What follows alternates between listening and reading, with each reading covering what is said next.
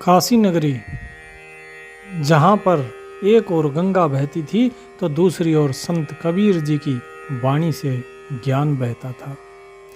कबीर जो न काशी के पंडितों से डरते थे न शास्त्रों की जड़ता से, उनके पास था सत्य जो सीधे हृदय से निकलता था और आत्मा में उतरता था।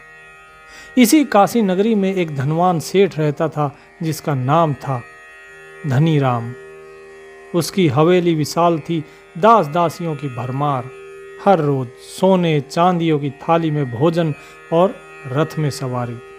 लेकिन हृदय में एक भारी विकार था, वो था अहंकार। उसे लगता था कि धन से बढ़कर कुछ नहीं, उससे ज्यादा श्रेष्ठ कोई नहीं। संत फकीर इनके नाम पर वो हंसता था और कहता था ये सब निकम्मे लोग हैं जो काम चोरी करके धर्म का दिखावा करते हैं। सेठ के जीवन का एक ही मंत्र था, मेहनत से कमाया है और सब कुछ मेरा है, जो मुझे झुका सके वो अभी जन्मा नहीं। उसने गरीबों को दान देने के नाम पर भी अपमानित किया। वो कहता था मैं देता हूं लेकिन तुम लेने योग्य नहीं हो। एक दिन सेठ की हवेली में एक वृद्ध आया, गरीब था, भूखा था। हाथ जोड़कर बोला, सेठ जी 2 दिन से भूखा हूं, कुछ दे दीजिए। सेठ ने ठहाका मारा, बोले भूखा है, क्या काम किया तूने, मुफ्तखोर कहीं का, और अपने नौकरों से कहा भगा दो इसे। वृद्ध चला गया, पर जाते जाते एक बात कह गया, जिस दिन तेरा धन तेरे काम नहीं आएगा उस दिन समझ में आएगा कि असली अमीर कौन है। सेठ हंसा, बोले मूर्ख है, पैसा ही सब कुछ है। उसी समय संत कबीर काशी में लौटे। वो एक यात्रा से वापस आए थे और उनकी वाणी की गूंज काशी में फैल चुकी थी। लोग उनके पीछे पीछे आ रहे थे। वो गा रहे थे, मन के हारे हार है, मन के जीते जीत, कहे कबीर हरि पाइया, मन ही की प्रतीत। यही उनका संदेश था। रोज उनके चौपाल में सैकड़ों लोग जुड़ते, ध्यान करते, प्रश्न पूछते और आत्मज्ञान पाते। लेकिन धनी राम को यह सब दिखावा लगता। वो कहता अगर यह संत इतना ज्ञानी है तो मेरे सामने आकर मेरा अभिमान तोड़कर दिखाए। एक दिन उसके मन में ख्याल आया कि चलो इस कबीर को बुलवाता हूं और देखता हूं कि क्या ज्ञान देता है। इसका पाखंड सबके समक्ष उजागर करता हूं। मैं इसे दान दूंगा, देखता हूं ये क्या मांगता है। सेठ ने अपने एक नौकर को कबीर साहिब के पास भेजा और संदेश में लिखा, संत कबीर आपके ज्ञान की चर्चा सुनी है, आइए मेरी हवेली में पधारें और कुछ उपदेश दें। आपके लिए स्वर्ण आसन, उत्तम भोजन और वस्त्र की व्यवस्था रहेगी। कबीर जी मुस्कुराए और बोले, कबीर को सोने के आसन की जरूरत नहीं है, सच्चे दिल की तलाश है। पर सेठ बुला रहा है तो चलो सत्य से उसका भी परिचय करवा देते हैं। अगले दिन कबीर साहिब जी अपने शिष्यों के साथ सेठ के दरवाजे पर पहुंचे। कोई आडंबर नहीं, न जटा, न त्रिपुंड, न चंदन, केवल एक धोती कुर्ता और चेहरे पर शांति। सेठ उन्हें देखकर हंसा, बोले यही कबीर है, फकीरों जैसा, एकदम गरीब। सेठ ने उनका स्वागत किया, लेकिन भीतर ही भीतर सोच रहा था देखते हैं कब तक टिकते हैं। कबीर साहब मुस्कुराए। वे सब पढ़ रहे थे। वे बोले, सेठ तुमने मुझे बुलाया है, क्या देने को बुलाया है? सेठ बोला, जो चाहो दे सकता हूं, सोना चांदी, जमीन, वस्त्र, वाहन, अरे मांगो तो राज भी दे सकता हूं। कबीर साहब शांत थे, बोले मुझे कुछ और नहीं चाहिए। सेठ चौंका, और इससे अधिक और क्या चाहिए किसी को? कबीर साहब बोले कि अगर दे सकते हो तो मुझे अपना अहंकार दे दो। कमरा एकदम शांत हो गया। सेठ ने कहा, क्या मजाक है ये? अरे अहंकार कोई वस्तु नहीं है जो उठाई और दे दी, ये तो मन का भाव है, ये कैसे दिया जा सकता है? अरे सोना चांदी रत्न जड़ित कुछ भी चीजें मांग लो। तो कबीर साहब बोले कंचन तजना सहज है, सहज त्रिया का नेह है। मान बड़ाई ईर्ष्या दुर्लभ तजना ये है। कि सेठ जी, ये सोना चांदी ये सब तजना बड़ा ही आसान है, स्त्री का मोह भी त्यागा जा सकता है, लेकिन ये जो अहंकार है, ये जो मान है, बड़ाई है और दूसरे के प्रति ईर्ष्या है, इसे तजना बड़ा ही कठिन है, बड़ा ही मुश्किल है। माया तजी तो क्या भया, मान तजा नहीं जाए। मान बड़े मुनिवर गले, मान सबन को खाए। कबीर साहब बोले कि सेठ जी, अगर इस माया को त्याग भी दिया तो क्या लाभ। अरे ये मान तो नहीं त्यागा तुमने, अपना अहंकार तो नहीं त्यागा। इस अहंकार के कारण तो बड़े बड़े ऋषि मुनि गल गए, पतन हो गया उनका, क्योंकि ये मान सबको खा लेता है, ये किसी को नहीं छोड़ता। तुम्हारे इस धन का, इस वैभव का मेरी नजर में कोई मोल नहीं। मेरी नजर में ये सब कुछ मिट्टी है। हाँ, मन का भाव है ये जो मैं मांग रहा हूं, अहंकार, ये जरूर मन का भाव है, लेकिन जब तक ये रहेगा तब तक तू ना मुझे और ना खुद को पहचान पाएगा। तू नहीं जान पाएगा कि तू कौन है और ना तू मुझे जान पाएगा कि मैं कौन हूं। सेठ तिलमिला गया, बोला मैंने बुलाया था सम्मान देने को और तू मेरा अपमान कर रहा है। तो कबीर साहब बोले काला मुंह कर मान का, आदर लावो आग। मान बड़ाई छाड़ के रहो नाम लो लाग। कि अरे तुम्हारे इस अहंकार का, इसका काला मुंह करके बैठ जाओ। और रही बात आदर की, इस आदर को आग लगा दो। क्या काम का है ये आदर और क्या काम का है ये मान, ये अहंकार। इसको छोड़ो और नाम की लो जगाओ। नाम के साथ लगो, तभी उद्धार होगा, नहीं तो कोई फायदा नहीं है। तुम्हारा ये धन दौलत ये सब कुछ मिट्टी है, किसी काम का नहीं।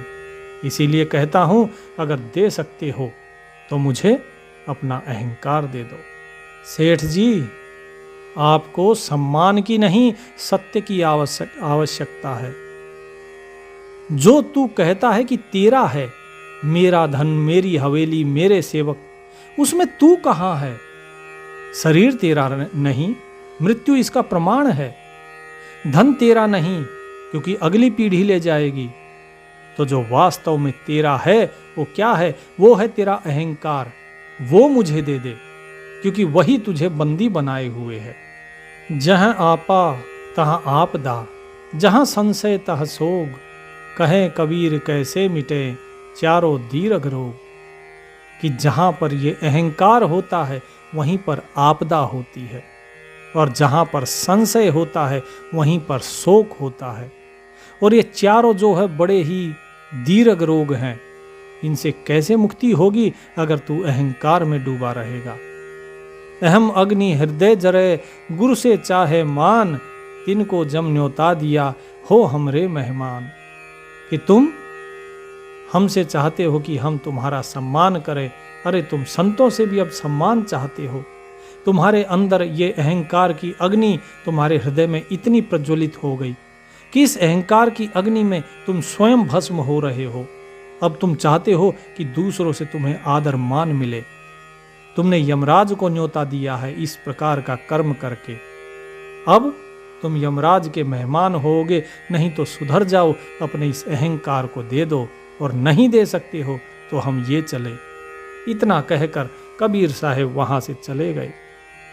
सेठ जी पूरी रात बेचैन रहा। कबीर साहब की बातें उसके मन में गूंज रही थी। मुझे तेरा अहंकार दे दे। वह सोचता मैंने सब कुछ कमाया, फिर भी क्यों लगता है कि कुछ खाली है। एक फकीर जिसे मैंने बुलाया वो खाली हाथ चला गया मेरे दरबार से। मेरी धन संपत्ति ऐश्वर्य वैभव का उसकी नजर में कोई मोल नहीं, कोई कीमत नहीं। जो शांति उनकी आंखों में थी वो मेरे जीवन में क्यों नहीं है। क्या मेरा ये धन वैभव ऐश्वर्य सब व्यर्थ है? सब किसी काम का नहीं। धीरे धीरे उसका व्यवहार बदलने लगा। वो लोगों से बात करने लगा तो भीतर कोई आवाज गूंजती कि क्या तू वाकई श्रेष्ठ है? आज तक तू अपने आप को श्रेष्ठ कहता आया, श्रेष्ठ मानता आया, लेकिन क्या तू वाकई श्रेष्ठ है? एक दिन सेठ जी सादा वस्त्र पहनकर कबीर साहिब के दरबार में पहुंचे। उनकी कुटिया के आगे सभी लोग बैठे थे, सत्संग सुन रहे थे। कबीर जी ने उनको देखा और मुस्कुराए, बोले सेठ जी आइए, इस बार तुम देने नहीं कुछ लेने आए हो। सेठ जी ने झुकाकर सर प्रणाम किया और बोले कबीर साहब मैं हार गया, मेरी दौलत, मेरे तर्क, मेरा ज्ञान, ये सब आपका सामना ना कर सके। मैं जानना चाहता हूं कि मैं कौन हूं। यदि मेरा धन, मेरा वैभव, अगर ये सब कुछ मेरा नहीं है, ये अहंकार मेरा है, लेकिन जो मेरा है वो तो मैं नहीं हूं, तो फिर मैं कौन हूं? तो कबीर साहिब बोले कि पहले वो जान जो तू नहीं है। सेठ ने पूछा कि बताइए मैं क्या नहीं हूं? कबीर साहिब बोले तू शरीर नहीं है क्योंकि ये नश्वर है, तू मन नहीं है क्योंकि ये हर पल बदलता है, तू नाम नहीं है क्योंकि हजारों धनी राम इस धरती पर आए और चले गए, तू अहंकार भी नहीं है क्योंकि वो भ्रम है। सेठ जी की आंखों से आंसू बहने लगे। कबीर साहब बोले सेठ जी जो बच गया वो तुम हो, वो जो साक्षी है, जो देख रहा है, वह आत्मा, वो तुम हो। सेठ जी ने सिर झुका दिया और बोला साहेब मैं समझ गया, पर इस अहंकार को छोड़ना क्या इतना आसान है? क्यों होता है ये अहंकार, क्यों आता है? तो कबीर साहिब कहते हैं कि अहंकार को छोड़ना आसान भी है और मुश्किल भी है। सारी उम्र जिस चीज में लगे रहे हो उससे मुक्त होना इतना आसान तो नहीं है। मान बढ़ाई जगत में कुकर की पहचान, मीत किए मुख चाट ही बैर किए तनहान। ये मान बढ़ाई अहंकार ये इस संसार के अंदर कुत्ते की तरह पहचानो इसे, ये कुत्ता है। जिस प्रकार कुत्ते से अगर प्रेम करोगे तो जीभ से वो तुम्हारा मुंह चाटने लगता है और मुंह गंदा कर देता है, और यदि उससे बैर करोगे तो वो तुम्हें काटने दौड़ता है, तुम्हारे इस शरीर की हानि होती है। तो किस लिए बैर करना और किस लिए प्रेम करना? इसकी तरफ ध्यान ही मत दो, अपने कर्म पर चलते रहो। मान बढ़ाई ऊर्मी यह जग का व्यवहार, दीन गरीबी बंदगी सतगुरु का उपकार। ये जो मान बढ़ाई है ये सब कुछ इस जगत का व्यवहार है, ये इस जगत में फंसाता है, और यदि उससे बचना है तो सतगुरु ने जो उपकार किया है उसको ध्यान में रखो। तो सेठ जी ने पूछा कि कौन सा उपकार? कबीर साहब बोले कि दीन गरीबी बंदगी, ये तीन चीजें याद रखो। दीन भाव हृदय में होना चाहिए, भाव की गरीबी होनी चाहिए, दास भाव रखो हृदय में, और बंदगी करो उस मालिक की, नाम सुमरो उस मालिक का, तो ही तुम्हारा बेड़ा पार होगा और इस मान से, इस अहंकार से मुक्ति हो जाएगी। अन्यथा ये अहंकार ऊंट की तरह है। जैसे ऊंट देखो कितना बड़ा होता है, वो दूसरों को देख के सोचता है कि मैं कितना बड़ा हूं। बड़ी बड़ाई ऊंट की लादे जह लग सांस, मोहकम सलिता लाद के ऊपर चढ़े फरास। कि जैसे ऊंट बहुत बड़ा होता है, लेकिन उसकी क्या बड़ाई है जरा बताओ तो। उसके ऊपर तब तक बोझा लादा जाता है, तब तक उसको गुलाम बना के रखा जाता है जब तक वो अपनी अंतिम श्वास नहीं ले लेता। जन्म से लेके मृत्यु तक वो गुलाम रहता है। उसके ऊपर बोझ लाद दिया जाता है, थैले भर भर के लादे जाते हैं, और फिर ऊपर से उसको चलाने वाला उसके ऊपर बैठ जाता है। बोले क्या इस प्रकार का जन्म, ऐसा जन्म क्यों होता है? ऊंट इतना बड़ा? कबीर साहिब जी बोले कि इसका कारण है अहंकार। अहंकार के कारण व्यक्ति ऊंट के रूप में जन्म लेता है। कैसा अहंकार? हरिजन को ऊंचा नवे, ऊंट जन्म का होए, तीन जगह टेढ़ा भया, ऊंचा ताके सोए। कबीर साहिब कहते हैं कि जो व्यक्ति हरि के भक्तों को खड़ा होके झुक के नहीं, सीधा ऊंचा होके नमस्कार करता है, जो अहंकार के कारण झुकता नहीं है।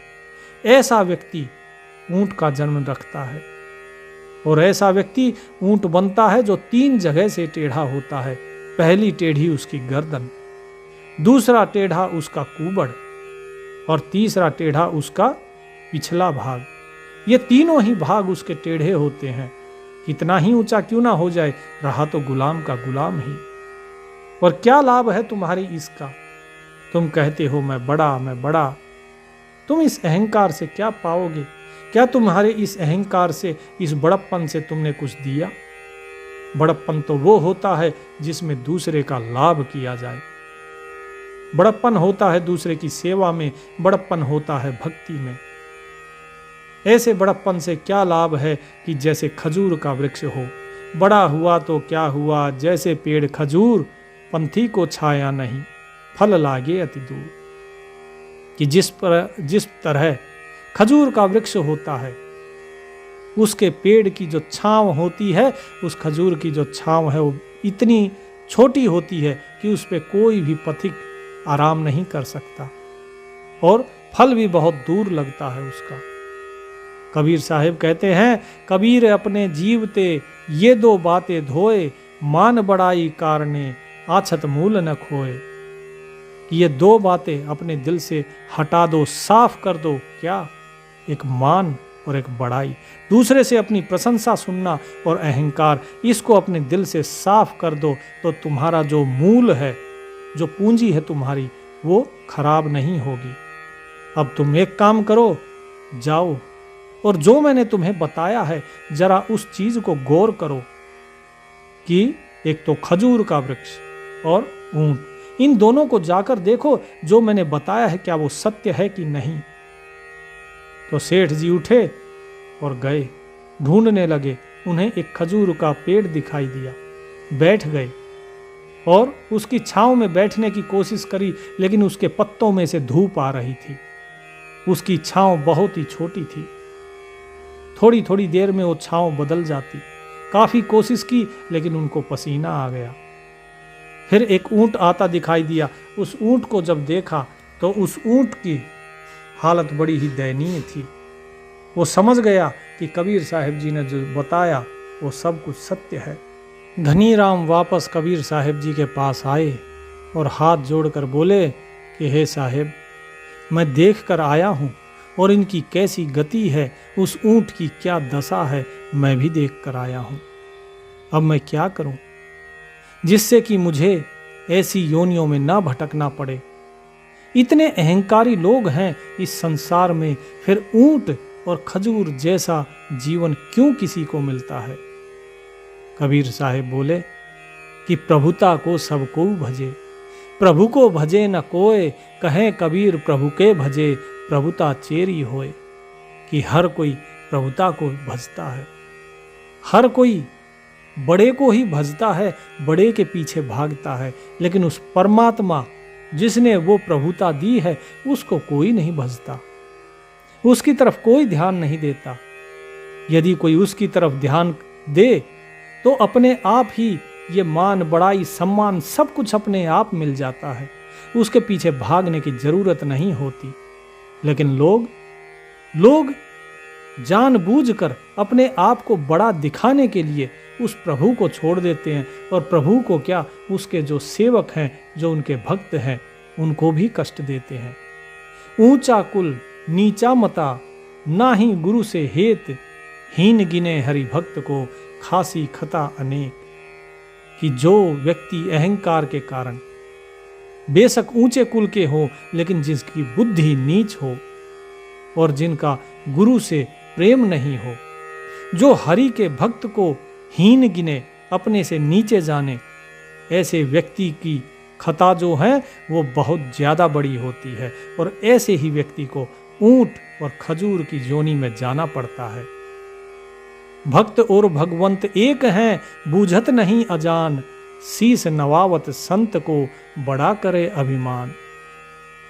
व्यक्ति भूल जाता है कि भक्त और भगवान तो एक ही हुए, उनका रूप अलग अलग है, लेकिन वो दोनों एक ही होते हैं। लेकिन इस चीज को अज्ञानी लोग नहीं जानते। वो संत के आगे शीश झुकाते जरूर हैं, लेकिन उनके मन में बड़ा अभिमान होता है।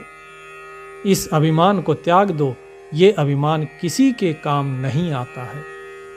धनीराम ने पूछा कि साहेब, मेरे पास तो धन का अहंकार था और मेरी पद प्रतिष्ठा का अहंकार था, क्या और भी कोई अहंकार है? कबीर साहब बोले कि अहंकार तो अनेक है।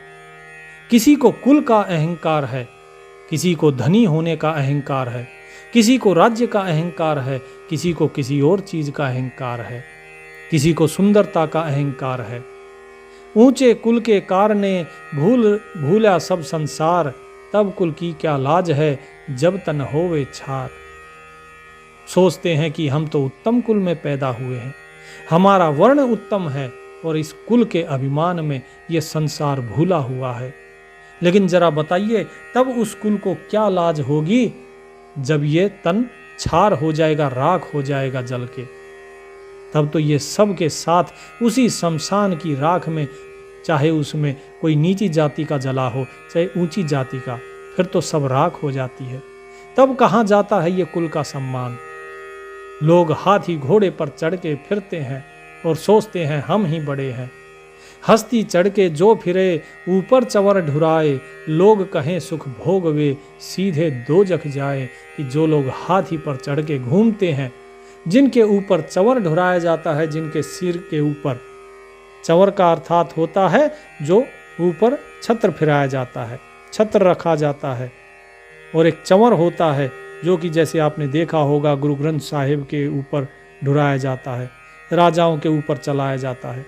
बोले इस प्रकार जिसके सिर पे चंवर ढुराया जाता है, लोग सोचते हैं कि इससे उसे सुख मिल रहा है, कि वो सुख भोग रहा है, वो धन का सुख भोग रहा है, हाथी घोड़ों का सुख भोग रहा है। नहीं, ऐसा व्यक्ति सीधा नरक को जाता है और उसका कोई दूसरा मार्ग नहीं है। बड़े बड़ाई ना तजें, छोटा बहु इतराए, जो प्यादा फर्जी भया टेढ़ा टेढ़ा जाए।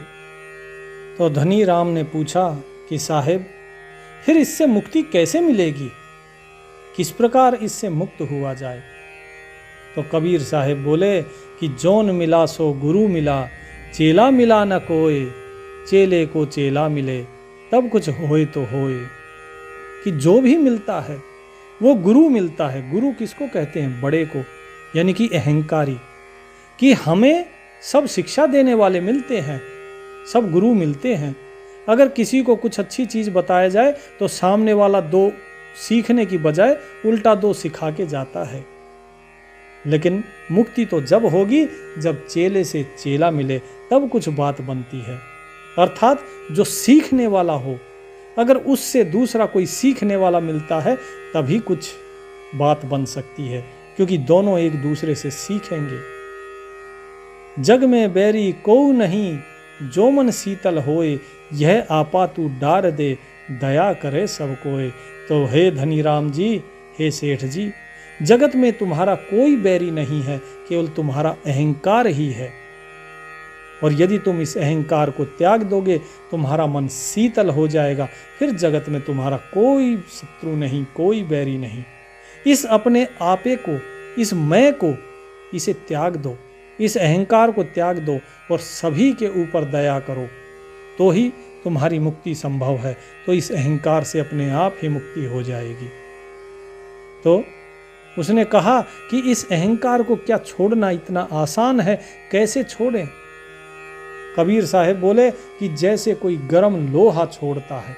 गर्म लोहा हाथ जरूर जलाता है, जब छोड़ोगे तो दर्द होता है। क्यों दर्द होता है? क्योंकि उस गर्म लोहे ने तुम्हारी इस चमड़ी के साथ चिपक गया है, वो इस चमड़ी को चिपका लिया है अपने साथ। अब छोड़ोगे तो चमड़ी तो उतरेगी, लेकिन तुम्हें उससे मुक्ति मिल जाएगी, फिर तुम्हें और नहीं जला सकेगा, इसलिए इसे छोड़ दो।